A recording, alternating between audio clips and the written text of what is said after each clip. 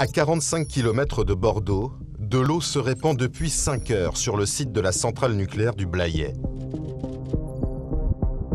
Les réacteurs sont en arrêt d'urgence, la route d'accès sous l'eau, les agents coupés du monde.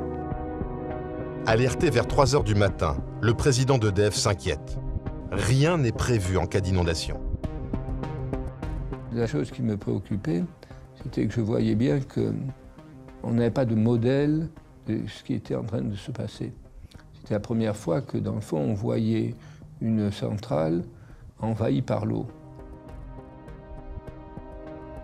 Je suis heure par heure la progression de l'eau et surtout, qu'est-ce qu'ils envisagent de faire?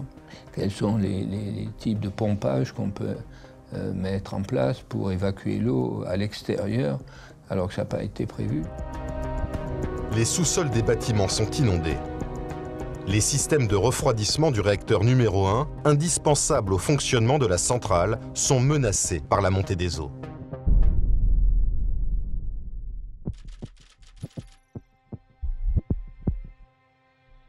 Sous la pression de l'autorité de sûreté nucléaire, EDF finit par déclencher le plan d'urgence, car la situation s'est aggravée. C'est la première fois depuis sa création que l'Institut de protection et de sûreté nucléaire ouvre une cellule de crise.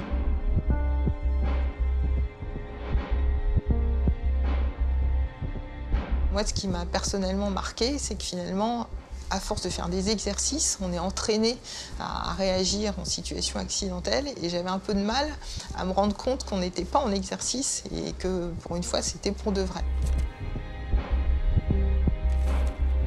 Les experts apprennent la mise hors service de la moitié du système de refroidissement du réacteur numéro 1. Ils s'interrogent. Les dernières pompes vont-elles tenir ?